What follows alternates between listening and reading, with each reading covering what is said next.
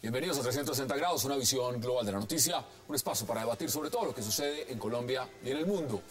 Y arrancaremos hoy 360 hablando de una polémica legalización que tiene a muchos gobiernos latinoamericanos pensando. Es justamente la decisión que tomó Uruguay de legalizar la venta y producción de la marihuana. La Junta Internacional de la Fiscalización de Estupefacientes ya advirtió que Uruguay estaría violando tratados internacionales. Sin embargo, fuertes voces en el continente dicen que la legalización es el único camino para frenar la violencia de los carteles de la droga. ¿Se debe legalizar en Colombia, por ejemplo, la marihuana? Tema de debate esta noche en 360. Y también hablaremos en el segundo bloque del alcalde Gustavo Petro y de cómo su destitución y las protestas, al parecer, estarían afectando la mesa de negociación de la paz en La Habana.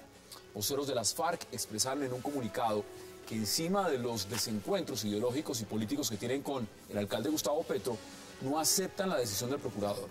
Piden mayor movilización social y advierten sobre lo que podría pasar con su participación política. ¿Qué pasará con Petro y La Habana? Tema de debate esta noche en 360 y no se muevan, que ya en segundos le damos la bienvenida a nuestros invitados.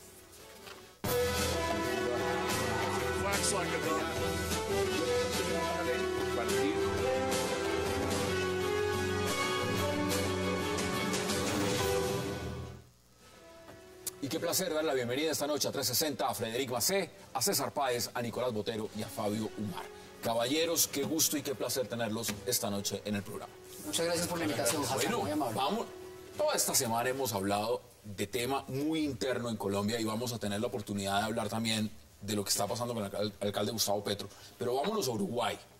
Y en Uruguay el punto es el siguiente, César. La medida que aprobó el Congreso uruguayo frente a la legalización de la marihuana. ¿Usted cómo ve ese tema?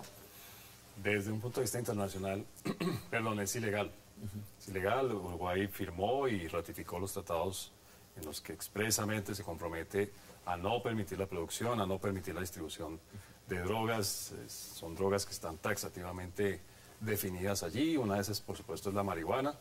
Y desde ese punto de vista es ilegal. Ahora, yo creo que Uruguay está aprovechando la coyuntura interna con la presidencia de Mujica y está aprovechando al mismo tiempo una coyuntura regional y yo diría que internacional que hay de relajación, de crítica a la política prohibicionista. Entonces, digamos, está subido en esa ola, está aprovechando la cresta de esa ola para hacer estos cambios, pero desde el punto de vista, digamos, del derecho internacional, yo no soy abogado, pero desde el punto de vista del derecho internacional, pues es claramente ilegal. Bueno, aquí tenemos un abogado. Preguntemos. Muchas gracias. El único, ¿no? El único abogado. Bueno, con los que hay, eso es, mejor dicho, un abanico. Fabio, ¿usted cómo ve la medida? Mire, Hassan, estoy de acuerdo con lo que dice el profesor. Realmente, desde el punto de vista legal, uno podría hacer algunos reparos.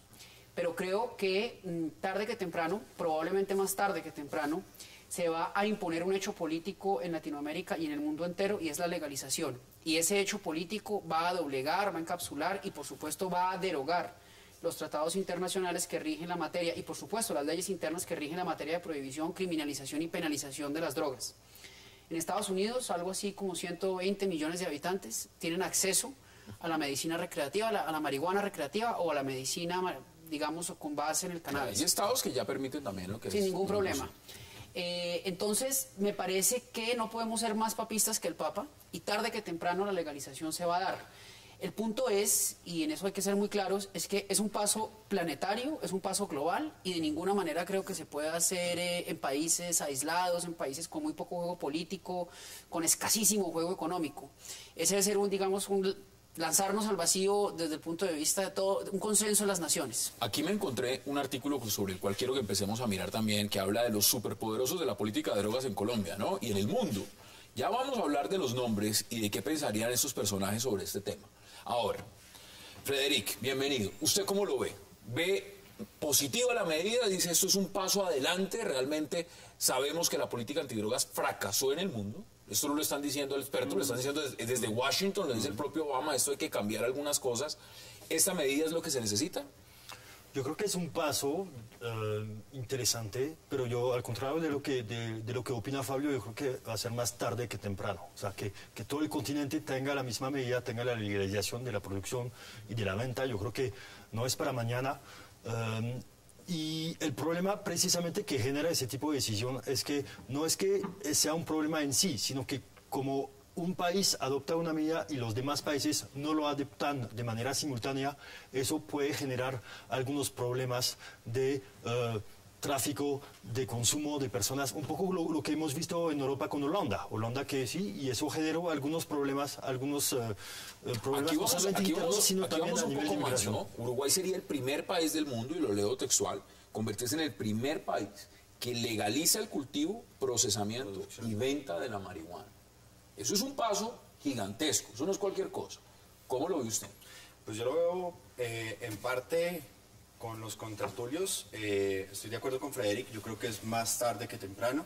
Sin duda es un proceso que está ya insertándose en la discusión global, pero sí me parece que esa parte de la importación de semillas, por ejemplo, y la exportación en algún momento de esa marihuana prensada, pues incentivará sin duda al tráfico y a otros tipos de medidas en producción y de todo. Además, sumado a esto, pues el consumo interno, aunque pues según los legisladores de Uruguay dicen que esa parte supuestamente la tienen ya medida. Realmente no hay estudios todavía que comprueben que no incrementará en algún momento el consumo interno. Veamos los críticos, porque los críticos son varios, César. Sí. Aquí, ¿quiénes podrán comprar y cultivar? Le voy a dar puntual el ejemplo. Podrán comprar en farmacias autorizadas todos los uruguayos. Según la ley, ¿no? Según la ley. En la realidad. Según la ley. Vamos según la ley. La distancia entre una y otra es... Ese es el máximo. Según la ley. En farmacias autorizadas podrán comprar todos los uruguayos residentes del país mayores de 18 años que se hayan registrado como consumidores para uso recreativo o medicinal de la marihuana. Eso que tú acabas de leer es lo que a mí más me llama la atención, porque se presenta como una política muy liberal, muy abierta a todo, pero vamos a empadronar a los que fuman. Me explico, eso no, yo la verdad no entiendo mucho el sentido de que tengan que registrarse. Es de pronto una medida disuasiva para que la gente tenga vergüenza de decir yo fumo marihuana, no sé. Pero a ver, van a terminar vendiendo enfrente de los colegios, fácilmente puede pararse alguien y vender marihuana enfrente de un colegio, puede ahora abiertamente. Sí, ahora, puede pasar. En lo que yo no estoy de acuerdo y es digamos, una crítica que se hace a este tipo de medidas, que Uruguay es el primer país, pero ustedes ya mencionaron una lista creciente de entidades políticas que lo están haciendo, es que esto no va a disparar el consumo. Me explico, la gente que consume hoy va a seguir consumiendo, pero no quiere decir que haya un aumento exponencial y mañana en la mitad del país y todos los niños y niñas de 10 a 15 años vayan a empezar a fumar marihuana, como no están haciéndolo con el cigarrillo, como no están haciéndolo con el alcohol. Pero los críticos sí dicen eso, César. Los críticos dicen que con esta medida se está abriendo un abanico de posibilidades para que el consumo sea más temprano. Digamos, a mí esto me parece más que crítica, es como una especie de profetas del apocalipsis, ¿no? Es decir, no hagamos estas cosas. Creo que no hay ni estudios que comprueban que eso vaya a aumentar o no vaya a aumentar. O sea, hay como una incógnita en esto que hace que es bastante difícil opinar por un lado o por otro lado. Mira lo que dice Raymond Hayes, y es el presidente de la Junta Internacional de Fiscalización. Mira lo que dice textualmente. Pero él dice lo que le toca decir, ¿no? Bueno, él dice lo que dice su organización. Es su trabajo. Ya vamos a ver declaraciones de Pepe Mujica. Dice lo siguiente: esta ley, la nueva ley, no protegerá a los jóvenes y alentará la experimentación prematura de estas drogas. Veamos también qué dice el presidente de Uruguay, José Pepe Mujica. Nosotros lo que queremos no es propiciar el desarrollo de la marihuana, lo que propiciamos de que ese vicio sea controlado como adicción, que no pueda prosperar y que no sirva de puerta de entrada a las otras formas de drogadicción como ha pasado en muchas partes del mundo. Esta es la cuestión, atacarlo por el lado del mercado, de tal manera que al traficante de marihuana no le convenga traer marihuana porque el Estado se la vende más barata, controladamente. En lugar de combatirlo por el lado policial, combatirlo por el lado del mercado. Otro discurso. Esa es la posición. Y muchos la comparten. Sí, yo la comparto, digamos, desde el punto de vista de un análisis económico de la decisión. Y lo que está diciendo el presidente Mujica es lo siguiente. Con esa decisión estamos acabando la posibilidad de que haya carteles que importen y exporten de manera ilícita. Esa es la lógica que está implícita o explícita en el discurso. Es una lógica moral, perdón, es una lógica moral totalmente moralista la del presidente. No, vamos a salvar a la gente, caer en las garras de drogas más fuertes. Yo no tengo un buen acento uruguayo, pero está diciendo esto, me parece, primero es moralista, y segundo, hay un argumento mínimo, el Estado compitiendo con los distribuidores ilegales. Sí, en términos de eficiencia, o sea, van a ser tan rápidos, va a haber el servicio de domicilio que tienen los distribuidores, los jíbaros, no sé cómo se llaman en Uruguay, los jíbaros en términos de eficiencia. Sí, cuando está monopolizado por el Estado, claro que sí. O a usted le queda fácil montar un acueducto aquí, por ejemplo. Es exactamente lo mismo. Cuando está monopolizado por el Estado... Llevar agua de una fuente a varios kilómetros de distancia hasta la llave de su casa es diferente. Bueno, el jíbaro puede llegar hasta su casa tener una política de control. Bueno, la ley dice que esto va a ser con licencias. ¿Cómo funcionará? Es con licencias. Claro, eso no especifica los criterios que obligarán para otorgar las licencias. Eso lo hace más es con licencias. más ineficiente. Va también a permitir el consumo. 18 años. Sí, a los 18 usted puede ir a comprar marihuana. De una u otra manera incentiva a que se empiece en edades más tempranas. Que de pronto lo hagan libremente o que se muestren más es diferente. En un país como Colombia, que ha puesto muertos, que ha seguido la doctrina de Washington marcada, Plan Colombia, erradicación, combate, todo el tema militar y todo lo que significa, que vengan a decir, vamos a seguir la ruta de Uruguay, vamos a legalizar marihuana, que el Estado, ¿eso es viable acá o no es viable? Mire, yo creo que es legal de facto aquí la marihuana. Claro, no, legal de facto y las otras drogas. Ahora, que eso vaya a cambiar, digamos, que se hiciera una legalización de la marihuana, incluso de la cocaína, que vaya a cambiar mucho, yo no creo. Un argumento... ¿No desaparecen los carteles? No. No van a desaparecer. No, es que hoy en día tenemos carteles de contrabando de cigarrillos, tenemos carteles de contrabando de alcohol, tenemos carteles de contrabando de CDs y DVDs. ¿De gasolina? Que son mercancías legales, de gasolina, que son mercancías legales. Y existen carteles. Me explico, la legalización per se, automáticamente de un día para otro, no acaba las mafias. Y otro elemento, es más fácil para el Estado controlar la venta de alcohol, como se hace en algunos países nórdicos, ¿sí?, que controlar la venta de marihuana. Es más fácil cultivar marihuana en su casa que fabricar cerveza o vino. Claro. Entonces, ahí va a ser muy complicado. Bueno, vamos a la pausa. Quiero que podamos debatir otros 2 o 3 minutos sobre este tema porque tenemos que seguir avanzando. Vamos a la pausa en 360 y ya regresamos.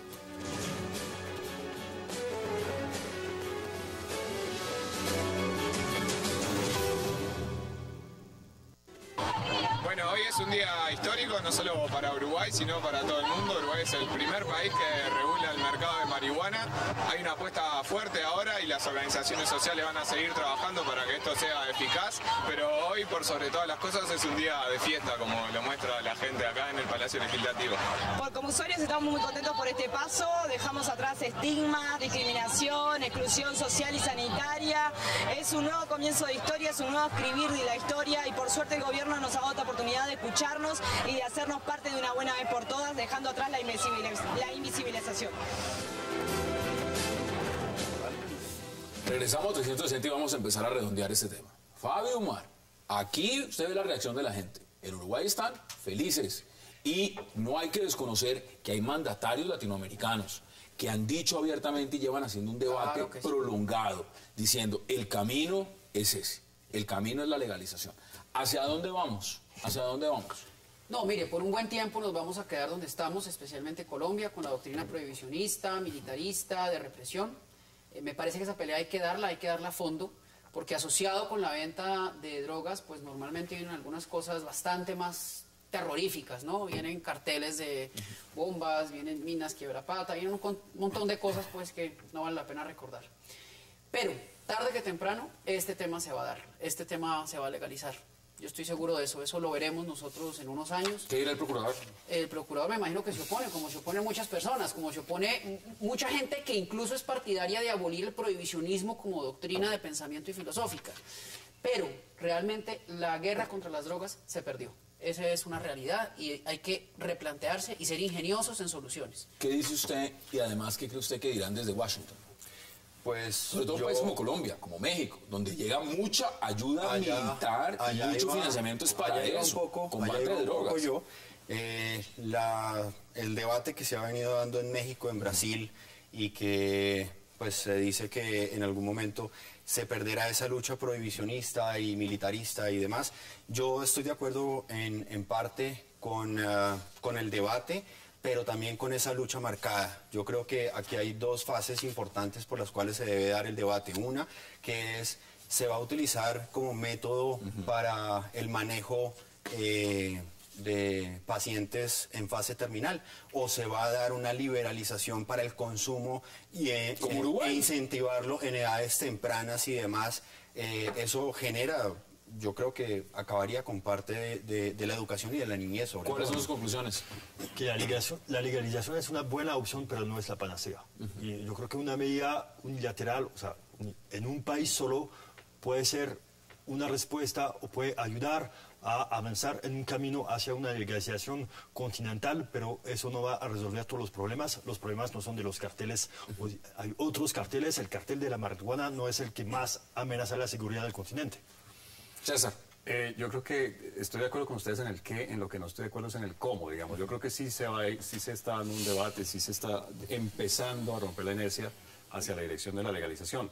El cómo es lo diferente. Hay tres modelos principales. Uno es el de Mujica, que es similar al de Evo Morales con la coca, no con la cocaína, con la coca. Y otro diferente es el de Juan Manuel Santos, que pone el mismo tema, pero la estrategia es totalmente diferente. Mientras Evo y Mujica han hecho, bien o mal, es otra cuestión, digamos, muy hábilmente para la política interna y para la política regional, han tomado medidas unilaterales. El presidente Santos lo que ha hecho todo el tiempo desde que empezó a hablar del tema es plantearlo como un tema que se debe mover en el ámbito, en el ambiente multilateral. Global. Sí, multilateral. Okay. Él dice, yo creo que esta guerra hay que repensarla, no sé qué, pero es una decisión que Colombia no va a tomar sola. Quiero decir, es una estrategia nunca lo haría como lo acaba de hacer Uruguay. No, eso sí faltará. Su alineación es totalmente y yo creo que con lo de Uruguay y Bolivia se corre un riesgo, y es que haya un efecto boomerang. Es decir, que de alguna manera haya una reacción por parte de la comunidad internacional y empiecen a criticar estas medidas, hacer tratar de hacer experimentos finalmente. Que además, ¿qué es lo que están haciendo en este momento? Si el experimento no sale exactamente como la gente quisiera que saliera, cualquier pequeña, como dice usted, si de pronto se demuestra que la gente ya no empieza a los 21 años, sino a los 18, cualquier cosa se lo van a cobrar, y esto puede ser una cuenta de cobro que puede llevar a que haya un retroceso en la discusión que se está dando, que es muy interesante, y no solamente en América, ¿no? En el mundo. Mire, en Europa. Cambiando de tema, porque tenemos varios. Estoy viendo primera página de medios nacionales en Colombia. Para los que nos están viendo también, estamos en vivo. Son las 8:24 p.m. hora de Bogotá, Quito y Lima. Miren, hace poco estaban acá sentados, cuando digo pocos, unas semanas, estaban aquí legisladores y ponentes de un proyecto de ley que no avanzó en el Congreso y tenía que ver claramente con los conductores borrachos. En este momento estoy leyendo, titular del Espectador: ley de conductores ebrios sí será aprobada este año. Llegaron a un acuerdo Senado y Cámara. Lo curioso, ¿sabe qué es? Esta mañana tuvo que llegar un conductor ebrio y atropellar 8 niños en una esquina. Uno de ellos perdió ya una pierna, para que los honorables senadores y congresistas se sienten a aprobar un proyecto de emergencia, cuando lo pudieron haber aprobado hace unas semanas atrás y sencillamente no quisieron hacerlo, y le habían recortado de 20 de puntos específicos, le habían dejado solo uno. ¿Usted qué opina al respecto? Eso es lo que tiene que pasar en el país para que se sienten los congresistas otra vez a hablar de un tema y llegar a un acuerdo. ¿Tienen que atropellar 8 niños en la mañana? ¿Eso es lo que pasa en Colombia? Sí, eso es lo que pasa en Colombia, con todo, con absolutamente todo. Nosotros legislamos especialmente en un tema de política criminal, como es esa, la creación de una ley o la expedición de una ley que, digamos, está enmarcada dentro del ámbito de la política criminal, pues al son de los acontecimientos matutinos. Si mañana hubiera, digamos, algún tema, digamos, se repitiera el tema de Roselvira Celi, pues volveríamos a generar el debate de un tipo penal que se llamara empanamiento, por decir cosas así. Yo creo que con los conductores ebrios, pues toda la mano dura que quepa, mientras ello no implique sanciones penales. Y lo digo desde el punto de vista de quien vive metido 21 horas al día en un juzgado, y es que realmente la justicia penal no da abasto. penalizar ese tipo de conductas va a terminar colapsando, si es que se puede colapsar más, el ya destruido y colapsadísimo sistema acusatorio. Ya se están pidiendo a gritos reformas porque no dimos abasto. Los jueces, los fiscales, los abogados... ¿Cuál debería ser la sanción entonces? ¿Cuál debería ser la sanción? Administrativa, una sanción administrativa, una multa gigantesca que, por ejemplo, fuera del valor de la mitad del bien que va conduciendo. Si usted conduce un vehículo de 100 millones, la multa es de 50. ¿Usted cómo le parece lo que está pasando? Porque es muy loable, por supuesto, que por lo menos se sienten a hablar. Lo increíble es que lo tienen que hacer, tuvieron todo el proceso para hacerlo. Y resulta que tienen que atropellar 8 niños y que uno pierda la pierna para que se sienten otra vez a discutir el tema. ¿Qué nos dice eso de lo que está pasando en el país? Pues que es lamentable de una u otra forma el manejo político que se le da a ciertas medidas que de una u otra forma se necesita en la sociedad. Estoy de acuerdo con la posición ahora de Fabio en una parte administrativa, pero también me parece que es importante que exista una forma de educación también mucho más fuerte. ¿Y usted no cree que debe haber cárcel, digamos, en esos casos? Yo siempre pongo el ejemplo y muchos de los que vienen lo dicen. Usted en Estados Unidos usted va arrestado. Sí, las cárceles están colapsadas y tampoco se ha hecho nada para poderlas arreglar de una u otra manera. El sistema penitenciario, y creo que el carcelario, me corrige acá Fabio, pues colapsó. Entonces también tocaría ver qué otro tipo de medidas. El de las licencias, suspender las licencias, creo que no ha dado el resultado. No, si el señor concejal de Chile ya se sacó la noticia que la estaba sacando otra vez, estaba sacando una licencia. Entonces, hay que mano dura, pero también hay que ver otras opciones porque realmente... Frederic, ¿en su país cómo es? Hay una ¿Son flexibles frente a ese tema?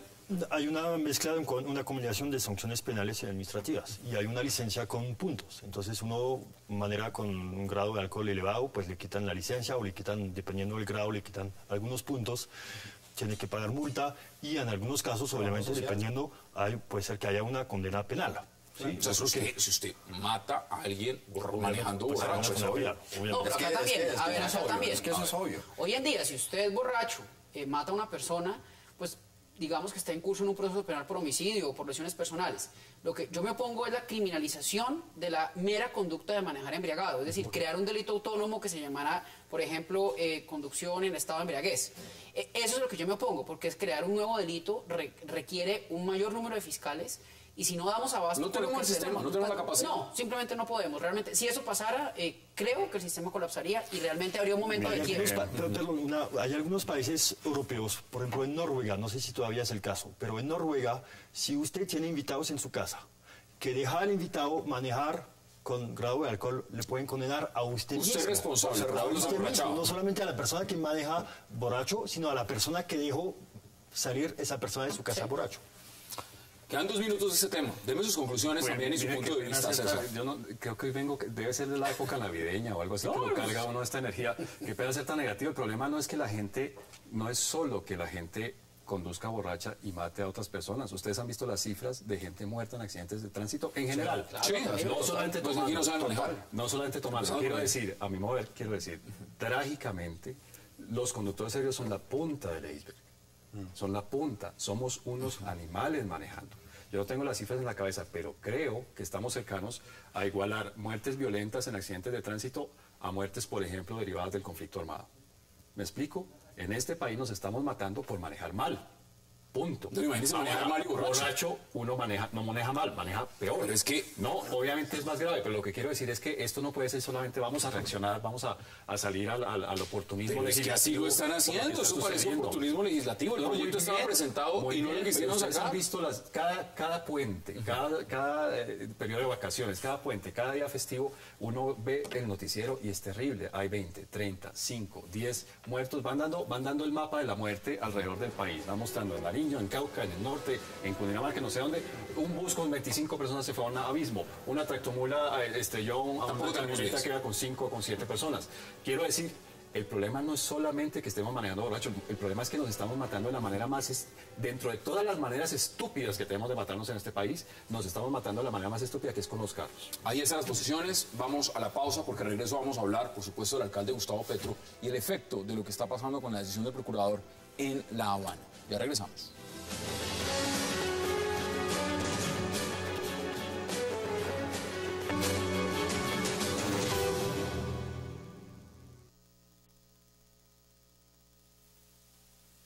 Colombia no puede seguir a merced de un fanático y despótico representante de la derecha más retardaría el país, que pretende sabotear todos los procesos democráticos. Con Ordóñez el país retorna a episodios lamentables de la historia, que poco o nada ayudan en la superación de las causas del conflicto, ni a la reconciliación de la ciudadanía. Su poder omnímodo manifiesto en la persecución a las corrientes progresistas y a líderes como Piedad Córdoba y Gustavo Petro está directamente ligado en el proyecto fascista de Álvaro Uribe.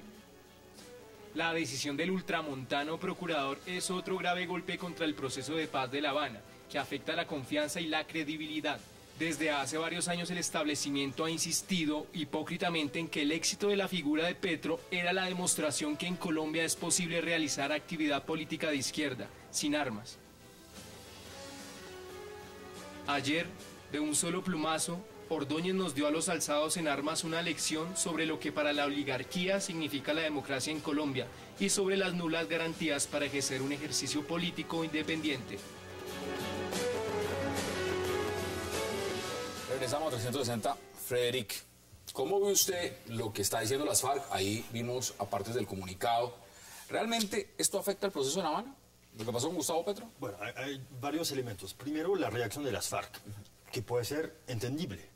El problema, o lo que me molesta un poquito, es que no me acuerdo haber escuchado a las FARC criticar al procurador cuando destituyó otras personas, de manera que pueden ser también interpretadas como exageradas. Cuando destituyó a Arias, obviamente las FARC no reaccionaron. No, yo creo que cuando destituyó a Piedad Córdoba, no me recuerdo, puedo ser equivocado, que las FARC hayan emitido un comunicado muy fuerte en contra del procurador. Entonces, eso es un tema, digamos, sobre la destitución. El otro tema, obviamente, es qué efecto puede tener eso sobre el proceso de paz. Y la verdad, yo entiendo un poco el argumento que puede mandar una señal un poco equivocada, que eso no es favorable para la futura democracia, que no garantiza las libertades de los que van a integrarse en la política, pero yo creo que el efecto concreto sobre el proceso es casi nulo. O sea, me parece... Casi nulo y nulo es lo mismo. Me parece que, con todo respeto...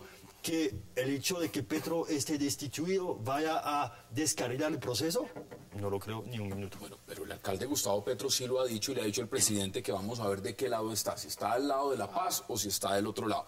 Fabio Umar, ¿usted cómo lo ve? ¿Esto realmente sí afecta o no afecta el proceso en La Habana?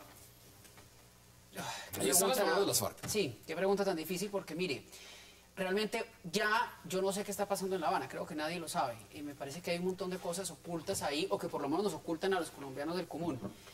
Yo esperaría que esto, no he sido nunca partidario del proceso de paz en La Habana, o no de la manera que está llevando, pero esperaría que ya estando sentados allá, pues esto no afectara el desarrollo del proceso. Ahora, que Gustavo Petro diga y haga un llamado a La Habana y le diga al presidente y lo llame, digamos, a que desconozca la decisión del procurador, pues bueno, ese ha sido su verbo todo el tiempo. Esa ha sido su bandera, una bandera incendiaria, un verbo absolutamente, digamos, que retoma el concepto de lucha de clases, ¿no? Y él se hace pasar como ahorita como el mártir, cuando, por ejemplo, tampoco lo oímos, y estoy de acuerdo con lo que usted decía o con lo que Fred decía, yo no lo oí nunca decir lo mismo al procurador cuando instituyó, por ejemplo, otro procurador, a Fernando Londoño, también 18 años. Entonces, me parece pues oportunista, pero que le quede claro a la gente, es que a él no le están destituyendo por ser de izquierda ni por ser un reinsertado del M-19, le están destituyendo básicamente por ser ineficiente y por ser bastante torpe y eventualmente corrupto, como lo probarán más adelante, muy seguramente, con el esquema de basuras. Eso es la destitución, realmente. Vendrán otras, también estoy convencido de eso, porque se ha ido descubriendo que el tema de la mala administración al interior de la alcaldía de Petro, pues ha sido, digamos, ya digna de llevar a una película de ciencia ficción. César, ¿usted cómo lo ve? ¿Esto afecta o no afecta el proceso en La Habana? Yo creo que afecta, mire, es una gota más en un vaso que ya está a punto de derramarse, yo creo, y es de una hipersimplificación de la política en Colombia peligrosa y de una polarización que a mí me parece que no lleva a nada bueno. El debate evidentemente es sano, en una democracia las diferentes posiciones hacen la democracia. Pero esta hipersimplificación, por un lado fascista, ultramontano, lefebrista, y del otro lado castrochavista y guerrillero, y no, es decir, yo no puedo... Es una polarización. Y una hipersimplificación, o sea, la política en Colombia no es más que eso, quiero decir, ¿no? La mitad del país es guerrillera y la otra mitad es facha, realmente. fascista, pues Frederick, que viene de un continente que sufrió el fascismo de verdad. Yo no creo que el procurador sea fascista, yo no creo que Álvaro Uribe sea fascista. O sea, lo que quiero decir es que se está perdiendo, se está pauperizando el debate político, y los señalamientos son esos, ¿no? Y el lenguaje. Son adjetivos. Pero además unos adjetivos tontos. Les digo, se está venezolanizando el debate político en Colombia, ¿no? De un lado se acusa a los otros de fascistas, de ese lado se acusa a los de este lado de guerrilleros, y en eso estamos, ¿no? Sí, yo todavía tengo problemas para entender cómo es que Juan Manuel Santos es un caballo de Troya del socialismo internacional. Tengo, no sé, fascista Álvaro Uribe o el propio procurador. Les digo, a mí me parece una pauperización y una hipersimplificación que de verdad es muy, muy triste y muy pobre. Y lo digo, y qué pena decirlo con este tono peyorativo, se está venezolanizando la política en Colombia. ¿Qué dice usted, Nicolás? Yo estoy de acuerdo con Fabio, es una personalización ahí de la política colombiana y estoy de acuerdo con lo que decía ahora un poco Fabio. A Gustavo Petro no se le está inhabilitando ni por ser reinsertado del M-19, pero a mí sí me parece ni por ser de izquierda ni nada así por el estilo, es por un modelo de gerencia. Pero eso piensan ustedes dos. Hay muchos, y se han sentado acá. Ayer estaba el senador Camilo Romero, estaba el senador Avellaneda. El problema de eso, todo lo contrario. El problema de eso es que se está polarizando la sociedad, ¿no?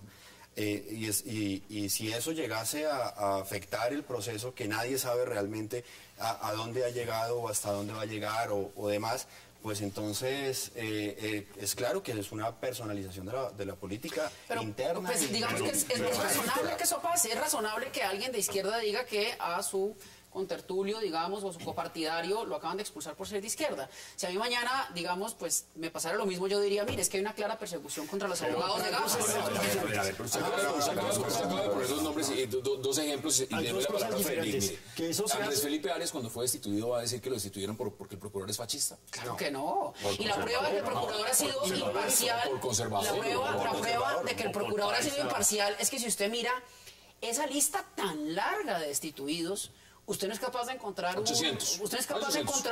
un argumento, digamos, un común denominador, porque si dijeras de 800, 700 son de izquierda, usted diría, o que tenemos un problema.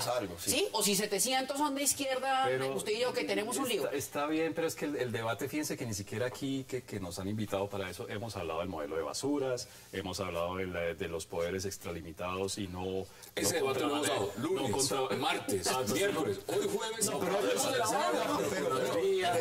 Aquí han debatido todos esos puntos. Si está extralimitado, si no... ¿Qué se sabe de La Habana? Esa es la gran pregunta. ¿Qué se sabe de La Habana? No, lo que pasa es que estos sí están diciendo que esto no... La pregunta es si esto afecta en La Habana.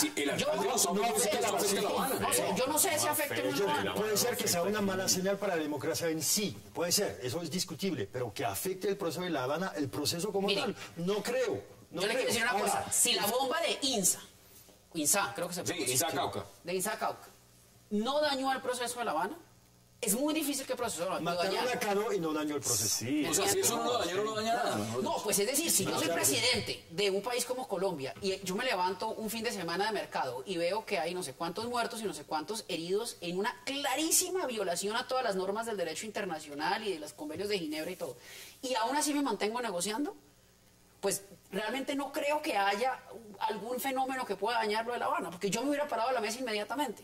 Es que además las FARC critican la decisión del procurador no para defender a Petro, porque la relación de Petro con las FARC no es la más amistosa, digamos. Entonces es una decisión que no va a afectar. La declaración de las FARC no va a afectar a Petro y Petro no va a afectar al proceso de La Habana. O sea, no hay como, no es impermeable. Ver, pero es que, vuelvo y le repito, esto no lo dice nadie distinto, sino el propio alcalde de Bogotá, Gustavo Petro. Él dice, esto afecta a la mesa de negociación en La Habana. Para decir que es una decisión muy grave. Para crear este estado de zozobra de miren lo que están haciendo. Realmente es un hombre diminuto en su personalidad que todo el tiempo tiene que estar, que todo el tiempo tiene que estar dándose esas grandilocuencias. Si lo destituyen, en vez de decir, hombre, me destituyeron, voy a plantear los recursos que tengo y mis abogados y vamos a estudiar eso, no. Entonces atiende a los medios internacionales y llama a los medios en París y les hace saber que es que aquí en Colombia lo están canibalizando. Pero pues ese es él, ese ha sido de siempre. A ver, Federico, y luego Hay que César. reconocer que el futuro embajador de los Estados Unidos en Colombia, él mismo dijo que eso podía tener algún efecto, que vaya a descarrilar el proceso no, pero que podría tener algún efecto. Lo dijo en una audiencia. Lo dijo en una audiencia. y eso provocó una reacción, a mi modo de ver, totalmente incoherente y exagerada por parte de Colombia sobre cómo así que eso es intromisión en los asuntos internos. Cuando Colombia o cuando los Estados Unidos defienden al proceso de paz no hay ninguna intromisión, ninguna injerencia, y cuando critican o emiten un concepto un poco negativo de la noche a la mañana, que hacen los Estados Unidos, no se pueden meter. O sea, ¿juegan una doble moral ahí? Es incoherente. O sea, aquí, en es Colombia. incoherente. Y los Estados Unidos, él hizo una declaración no sobre el procurador, sino sobre el proceso de paz. Los Estados Unidos no pueden opinar sobre el proceso de paz. Y le dan bendiciones al proceso de paz, está bien. Pero si ponen una crítica sobre el proceso de paz, entonces está mal. O tienen derecho a opinar, y entonces pueden criticar positivamente o negativamente, o no tienen derecho a opinar de asuntos internos, entonces no pueden opinar cuando el proceso va bien. Uno puede encontrar un ejemplo en el sentido contrario, pero que confirma lo que dice Federico, el propio procurador, ¿no? Este es un país soberano, y es un gobierno soberano, y es una entidad de vigilancia administrativa soberana, pero me voy a la Corte Penal Internacional a pedirles que miren a ver cómo es que estamos haciendo las cosas aquí, porque, no, entonces para unas cosas somos soberanos, para otras somos internacionales. No sé, yo personalmente no soy psicoanalista, no voy a analizar la personalidad de Petro, la personalidad de Ordóñez, no soy parapsicólogo tampoco para ver si esto es tal vez un reflejo de alguna encarnación pasada. Lo que yo veo es un fenómeno político en el que cada quien está jugando las cartas que tiene a su mano y las está jugando de la manera más hábil que puede. Hasta hace 3 días, Gustavo Petro tal vez aparecía en los medios de comunicación colombianos, tal vez. En 2 días lo he visto, en CNN, en BBC, en cuanto medio nacional. ¿Cuánto tiempo le han dedicado aquí que no creo que sea? Van 4 días desde el momento de la destitución. Van 4 días. Se han analizado y se han debatido todas las aristas. Pero, Hassan, además, este programa, con todos, miremos toda la parrilla del canal, seguramente en los noticieros, en los otros programas se ha hablado del tema. La carátula de semana. Está sacándole quiero decir, si me preguntan a mí, realmente el procurador hizo una torpeza enorme y fue darle a Petro toda la pantalla que quisiera. Subió 20 puntos en las encuestas. Lo dijimos ayer. Tuvo que ser destituido posiblemente por claro, porque es víctima de la gente. Vamos a la pausa y ya le doy la palabra a Nicolás Botero. Vamos a la pausa entre 60 y ya regresamos para seguir debatiendo este mismo tema.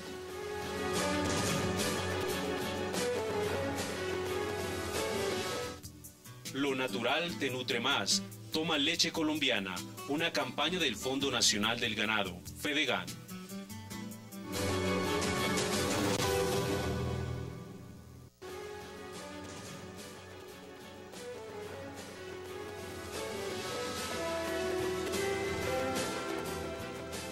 En Estados Unidos hoy en día Barack Obama dice sí, proceso de paz. Yes, we can.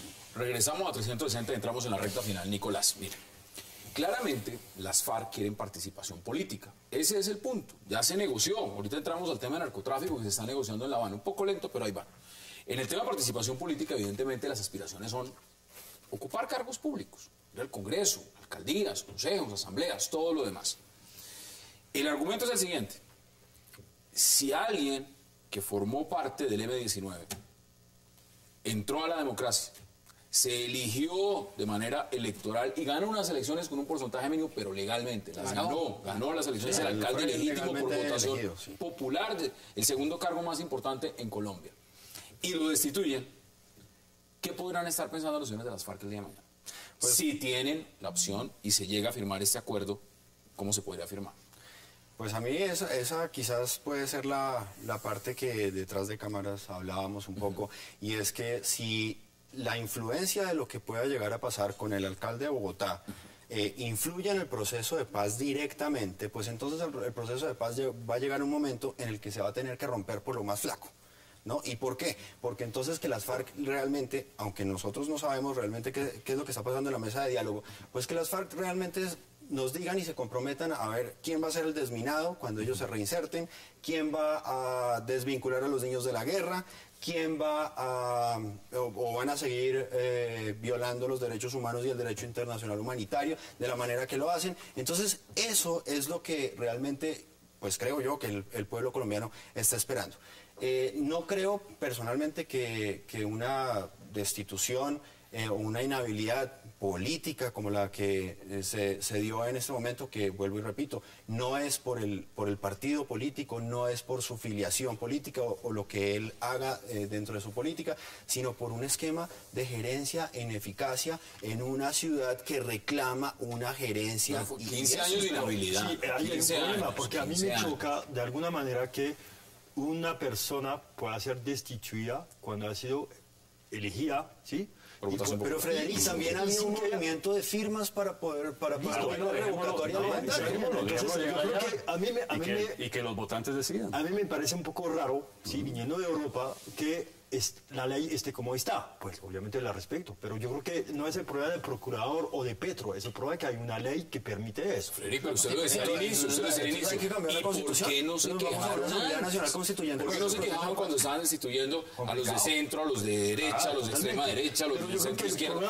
¿Por qué no se quejaban antes? ¿Por qué se quejan hoy? Exactamente, pero si las FARC quieren poner el tema sobre la mesa, hay que decirlo claramente. Vamos o queremos que esa ley sea revisada porque no nos parece conveniente por tales razones, ¿sí? Y parece que esta mañana estaba escuchando en la W, creo que una juez de la, no me acuerdo qué país, estaba explicando que de pronto a nivel interamericano esa ley tiene algunas, pues yo no soy abogado. No las tiene, con el tema de la Comisión Interamericana de Derechos Humanos.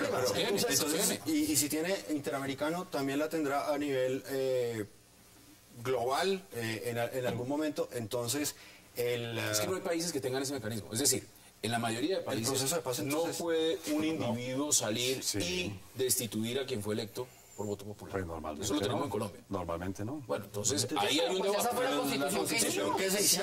Y esa constitución en su mayoría también la de medicinal en ese momento que era la mayoría constituyente.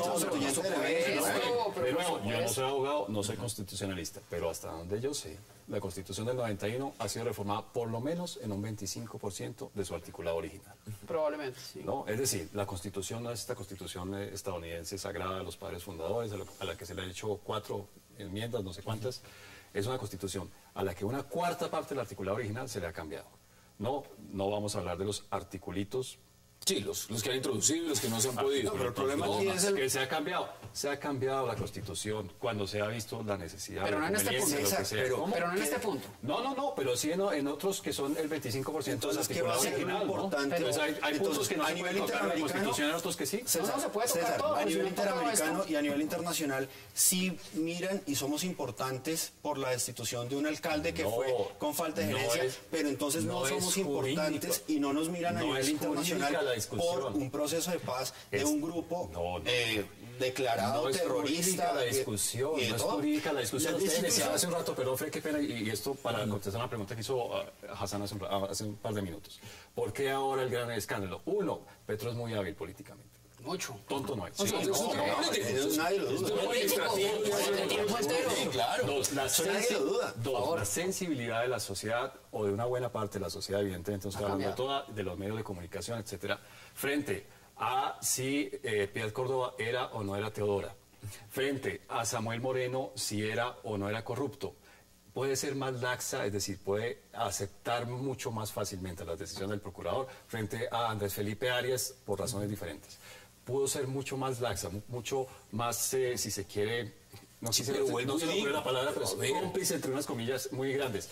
Pero con Gustavo Petro sí, ineficiente, sí, pero tampoco estaba, es decir, yo creo que la gente tiene cierto sentido de justicia en el que le parece exagerado. Ahí sí está haciendo una cosa. El tema que usted plantea, lo han dicho muchos. La gran pregunta es entonces, ¿cuánto era lo justo? ¿Y enmarcado en qué? ¿En el código de la Procuraduría o en el albedrío personal de decir que son 2 años, que son 6 meses? Es que ahí el concepto de justicia no aplica. Bueno. A mí me da pena. Ahí no es lo que le parezca a uno si es justo o no, es lo que la ley dice. Y la tipicidad de la ley 734, que es el Código Disciplinario Único, está totalmente tasada, igual que en el Código Penal, igual que el Código de las Contravenciones. Pues ¿cuánto hay que aplicar? Ahí dice 10 a 20. Dice 10 a 20, pusieron 15. Pero, ¿una puede ser 11 y una puede ser 19? Pero no debe existir cierta proporcionalidad en las condenas? Pues no sé, el abogado creo que la vea, No, yo sí creo que existe, y a mí me parece que para las que ha impuesto este procurador en particular, la de Petro es una condena que está por lo bajo del promedio. Porque es que... el promedio con los mismos hechos... No, pues es que es la primera vez que tenemos un escándalo de una mala administración de una basura. Pero estamos saliendo del tema. Sí, a ver, está tasado en la ley. Sí. Pero según lo que el procurador ha puesto está por debajo. Ergo, lo que hace el procurador no se atiene literalmente a lo de la ley. No, está por debajo de otras... ¿De la ley o del criterio? No, de otras cuestiones que yo he visto. 18 años. No, pero mire usted las que pasó con lo del DAS. Mire lo que pasó con lo del DAS. Son 20 años para todo el mundo. Si es tan claro y es tan objetivo, está escrito en la ley, ¿cuál es la discrecionalidad? No debería haberla. Pero volvemos porque la ley... ¿Cuál es el problema? Entonces la ley está mal hecha. Entonces, volviendo al tema, ¿cuál es la influencia de esta decisión sobre el proceso de La Habana? Yo diría casi de manera un poco provocativa que si eso permite que se cambie la ley porque hay un consenso de la clase política, yo diría que bienvenida la decisión. Pero la mayoría de la clase política, los medios y los demás están diciendo que hay que modificarla, que hay que reducir los poderes del procurador. Entonces es una buena... No solo lo están diciendo absolutamente la mayoría de sectores. Perdón, lo están diciendo. Nos queda menos de minuto y medio. Denme sus conclusiones en menos de 20 segundos. Pues que me parece complejo si esto llega a tener una influencia directa con el proceso de La Habana, que pues lamentablemente la población colombiana no sabe exactamente Pero miren lo que dijo Fabio Man. No se levantaron de la mesa después de un bombazo en Insaca, porque se van a levantar por una destitución. Por eso, pues complicadísimo. Y pues yo creo que las leyes hay que atacarlas, hay que acatarlas y recibirlas, y es un fallo, él tendrá su segunda instancia. Conclusiones, 20 segundos. Mi absoluto apoyo al procurador, creo que tomó la decisión correcta, y esto no es un debate político, esto es un debate jurídico, que puede tener algunas consecuencias jurídicas, pero ya veremos cuáles son. Yo en este momento no soy capaz de hacer un análisis a futuro. 20 segundos. Yo no creo que la decisión vaya a tener influencia sobre el proceso de paz, pero si el proceso de paz puede tener influencia sobre la ley, bienvenida. 20 segundos. No creo que sea legislar coyunturalmente, ni frente a manejar borracho, ni frente a los poderes del procurador, ni frente al proceso de paz. O sea, creo que un país serio no puede seguir legislando coyunturalmente y en caliente y con oportunismo legislativo. Ahí están las posiciones. César Páez, como siempre, un placer. Frederic Macé, un verdadero placer. Nicolás Botero, gracias. Y por supuesto, Fabio Mar. Muchas gracias, como siempre. Muchas gracias por su invitación. A ustedes, gracias por acompañarnos. Mañana, misma hora, 8 p.m, para seguir debatiendo toda la agenda política de Colombia y del mundo. Y recuerden, repetición, 11:30 de la noche. Hasta una próxima oportunidad.